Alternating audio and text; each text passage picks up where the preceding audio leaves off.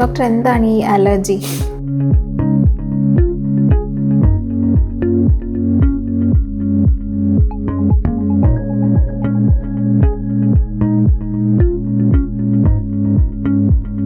ഈ അലർജി എന്ന് വെച്ചാൽ നമ്മുടെ ഇമ്മ്യൂൺ സിസ്റ്റം നമ്മൾ ഒരു പ്രത്യേക വസ്തുവിനോട് അമിതമായി പ്രതികരിക്കുന്നതിനാണ് നമ്മൾ അലർജി എന്ന് പറയുന്നത്. ഉദാഹരണമായി ഏറ്റവും കൂടുതലായിട്ട് അലർജി ഉണ്ടാക്കുന്ന വസ്തുക്കളാണ് ഈ പൊടിച്ചെള്ള്, പൂമ്പൊടി, ഫംഗസ്, ഇവയ്ക്കാണ് അലർജി ഉണ്ടാക്കുന്നത്. കൂടാതെ ഇപ്പോൾ വീട്ടിൽ എന്തെങ്കിലും പെറ്റ്സോ അങ്ങനെ എന്തെങ്കിലുമൊക്കെ വളർത്തുന്നുണ്ടെങ്കിൽ അതും അലർജി ഉണ്ടാക്കുന്നതായി കാണാറുണ്ട്. നമ്മൾ അലർജി നമ്മുടെ ശരീരത്തെ എങ്ങനെയൊക്കെയാണ് ബാധിക്കുന്നത് എന്ന് നമുക്ക് നോക്കാം. പ്രധാനമായും അലർജി നമ്മുടെ മൂക്കിനെ ബാധിക്കാറുണ്ട്. മൂക്കിനെ ബാധിക്കുമ്പോഴാണ് അതിനെ നമ്മൾ അലർജിക് റൈനൈറ്റിസ് എന്ന് പറയുന്നത്.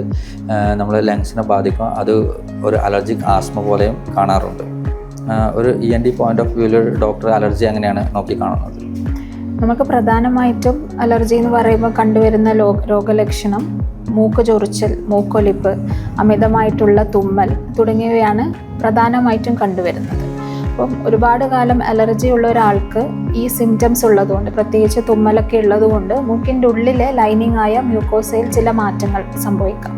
അതായത് മൂക്കിൻ്റെ എല്ല് എന്ന് പറയുമ്പോൾ ടെർബിനേറ്റിൻ്റെ വലിപ്പം കൂടുതൽ, ടെർബിനേറ്റ് ഹൈപ്പർട്രോഫി, പിന്നെ മൂക്കിൻ്റെ ഉള്ളിൽ ദശ വളരാനുള്ളൊരു പോസിബിലിറ്റിയും ഉണ്ടാവും അലർജി കൺട്രോൾ ചെയ്തിട്ടില്ലെങ്കിൽ. അപ്പോൾ അങ്ങനെ വരുമ്പോൾ എന്ന് വെച്ചാൽ മൂക്കടപ്പ്, ഈ പറഞ്ഞ പോലെ കൂർക്കം വലി വരാം, പിന്നെ സ്മെല്ല് അറിയാനുള്ള ബുദ്ധിമുട്ടുകളൊക്കെ കോമൺ ആയിട്ട് കാണാറുണ്ട് ഈ അലർജിക് റൈനൈറ്റിസിൽ. ഇത് ശ്വാസകോശത്തിൽ ഉണ്ടാക്കുന്ന മാറ്റങ്ങൾ എന്തൊക്കെയാണ്? പ്രധാനമായും നമ്മൾ പൊടിയൊക്കെ ശ്വസിക്കുമ്പോൾ അലർജി ഉള്ള ആൾക്കാരിൽ അത് ശ്വാസനാളിയിൽ ഒരു നീർക്കെട്ടുണ്ടാക്കുകയും പതുക്കെ അത് ഒരു ശ്വാസം മുട്ടലും വലിവായി മാറുന്നു. ഇതിനാണ് നമ്മൾ പൊതുവെ അലർജിക് ആസ്മ എന്ന് പറയുന്നത്. ഇത് നമുക്ക് വീട്ടിൽ നിന്ന് എന്തൊക്കെ കാര്യങ്ങൾ ചെയ്യാം ഈ ഒരു സിംറ്റംസ് കുറക്കുന്നതിന് വേണ്ടി? നമ്മൾ പ്രധാനമായും അലർജി ഉണ്ടാക്കുന്ന വസ്തുക്കൾ ഏതാണെന്ന് നമ്മൾ കണ്ടുപിടിച്ച് അലർജി ഉണ്ടാക്കുന്ന വസ്തുക്കൾ ഒഴിവാക്കുക എന്നുള്ളത് തന്നെയാണ് നമുക്കിത് പ്രധാനമായും ചെയ്യാവുന്നത്. കൂടാതെ നമ്മൾ പുറത്ത് ട്രാവൽ ചെയ്യുമ്പോൾ മാസ്ക് ഉപയോഗിക്കുന്നത് പൊടി അകത്ത് പോകുന്നത് വളരെയധികം തടയുന്നു. ഇതിൻ്റെ ട്രീറ്റ്മെൻറ്റ് എങ്ങനെയാണ് ഈ അലർജിയുടെ?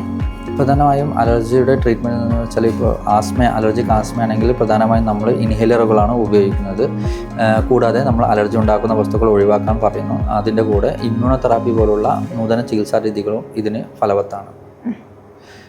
ഡോക്ടർ എങ്ങനെയാണ് അലർജിയുടെ ട്രീറ്റ്മെൻറ്റ് ചെയ്യുന്നത്? നമ്മൾ പ്രധാനമായും മൂക്കിലുണ്ടാകുന്ന മാറ്റങ്ങളെയാണ് ട്രീറ്റ് ചെയ്യേണ്ടത്. അതായത് മൂക്കിൻ്റെ ഉള്ളിൽ ദശ വളർച്ചയോ അങ്ങനെ എന്തെങ്കിലും ടെർബിനേറ്റ് ഹൈപ്പർട്രോഫിയൊക്കെ ഉണ്ടെങ്കിൽ നമ്മൾ അതിൻ്റെ സൈസ് കുറക്കുക.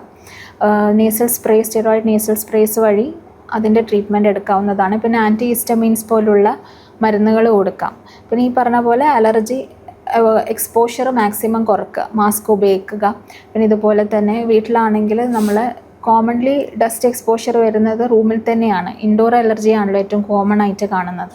അപ്പം പേഷ്യൻ്റ് കിടക്കുന്ന റൂം നല്ല വെൽ വെൻറ്റിലേറ്റഡ് ആയിട്ടുള്ള റൂമിൽ കിടക്കുക. പിന്നെ അതുപോലെ തന്നെ ബെഡ്ഷീറ്റ്, പില്ലോ കേസൊക്കെ ഫ്രീക്വൻ്റ്ലി മാറ്റുക. പിന്നെ അത് വാഷ് ചെയ്യുന്ന സമയത്ത് ചൂടുവെള്ളത്തിൽ മുക്കി വെച്ചിട്ട് അതിന് ശേഷം മാത്രം വാഷ് ചെയ്യുക. കാരണം ഈ ഹൗസ് ഡസ്റ്റ് മൈറ്റ് എന്ന് പറയുന്നത് ഹീറ്റ് സെൻസിറ്റീവ് ആയിട്ടുള്ള ഒരു ഓർഗാനിസം ആണല്ലോ. അപ്പോൾ അത് ഈ ചൂടുവെള്ളത്തിൽ ഇട്ട് വെക്കുന്നത് വഴി മാത്രമേ അത് നശിക്കുന്നുള്ളൂ. അതായത് 60 സെൻറ്റിഗ്രേഡോ അതിൻ്റെ മുകളിലോ ചൂടുള്ള വെള്ളത്തിൽ മുക്കി വെച്ചതിന് ശേഷം വാഷ് ചെയ്താൽ മാത്രമേ ഈ ഓർഗാനിസം നശിക്കുന്നുള്ളൂ.